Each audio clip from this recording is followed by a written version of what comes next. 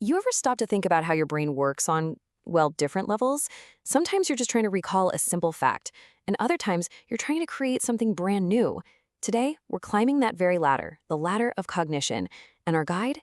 It's something called Bloom's taxonomy. So let's just start with a big question. Is all thinking created equal? I mean, seriously, just think about your average day. The kind of brain power it takes to do different things, it's all over the place, right? Okay, let's put it this way. On one side, you've got something like remembering a friend's birthday. Pretty simple, right? It's just pulling a piece of data from your memory. But then on the complete other end of the spectrum, you have writing a PhD thesis. Whoa. The gap between those two tasks is just enormous. And that's exactly why we need some kind of system, a map, to understand these different levels of thinking. And that system, that map, that's Bloom's taxonomy. So what is it really? Well, at its heart, it's a framework designed to classify what we expect people to learn. It's basically a way of organizing all the different kinds of thinking we're capable of.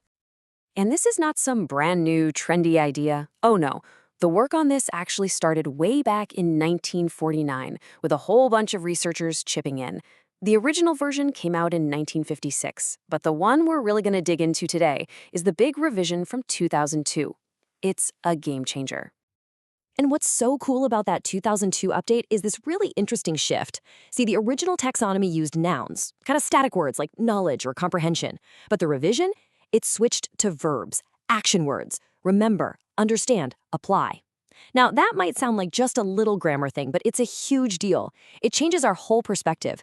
It frames learning not as something you have, but as something you do. It's active. Oh, and they also did a little rearranging at the top, putting create right at the very peak of the pyramid. All right, so here it is, the whole shebang, the 6 levels of cognition. And the most important thing to get here is that it's a hierarchy. It's a ladder. Each step really builds on the one below it. I mean, think about it. You can't understand something if you can't remember it, right? And you're definitely not going to create something new if you haven't analyzed and evaluated what's already out there. So let's start our climb. We're going to begin right at the very bottom. All right, first up is level 1, remember. This is the bedrock, the foundation of everything else. It's simply the ability to pull facts and basic concepts out of your long-term memory. You know, when you list the ingredients for a recipe, recall a phone number, or name the capital of a country, that's what you're doing. You're operating right here at the remember level. It's the essential starting point. Okay, moving on up the ladder, we get to level 2, understand. And this is a big step up from just remembering. Understanding is all about being able to explain ideas or concepts in your own words. It's the difference between just knowing the plot of a movie and being able to explain why a character did what they did. You're not just spitting back facts anymore. You're actually making sense of them. Next up on our climb is level 3, apply. This is exactly what it sounds like. It's where the rubber meets the road. You take what you remembered and what you understand, and you actually use it in a new situation. So you're not just reciting a math formula, you're using that formula to solve a real-world problem. This is where knowledge stops being theoretical and starts getting things done. All right, now we're starting to get into the really deep stuff. Welcome to level 4, analyze. To analyze is basically to break things down. You're taking a big idea or a piece of information and picking it apart to see how all the little pieces fit together and relate to each other. This is when you start drawing connections between ideas, figuring out the difference between a good argument and a bad one. You're really digging in and finding the structure underneath. We're getting close to the top now. Level 5 is evaluate. This level is all about making judgments. It's where you have to defend a position or make a decision based on clear criteria and standards. So anytime you argue a point, assess the quality of something, or justify a conclusion with evidence, you're evaluating. And you can see, right? You absolutely need to have mastered all the previous levels to do this well. And here we are at the very peak of the cognitive pyramid. Level 6, create.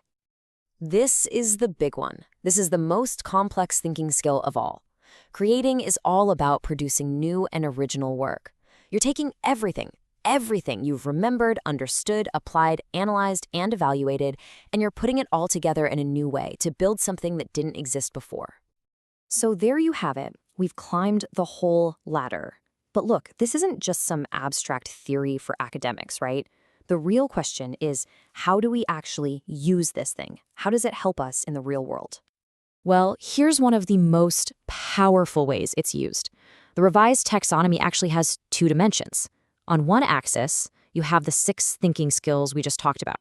But on the other axis, you have different types of knowledge.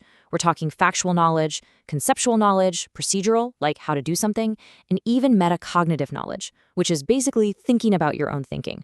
When you put these two together in a grid like this, it becomes an incredibly powerful tool for educators to create really specific learning goals. And one of the easiest ways for anyone to use this, teacher or not, is just by thinking about the questions we ask. Just look at this progression. You can start with a simple remember question like, what happened? Then you can move up to understand by asking, can you explain that in your own words? Then you can push into analyze with, what was the most important part? And you can top it off by asking for create, how could you solve this problem? See how that works? It's like you're guiding someone's thinking right up the ladder. So here's the bottom line. Bloom's taxonomy is way more than just some old checklist for educators. It's a living, breathing tool for anyone who wants to think more deeply and learn more effectively. It helps us become more deliberate, more aware of what our brains are actually doing when we're thinking. And that skill, thinking about thinking, is a superpower. And that brings me to my final question for you. Right now, in this moment, as you've been listening and processing all of this, now that you know the ladder, where do you think you are on it? Are you just remembering the 6 levels? Are you trying to understand how they connect?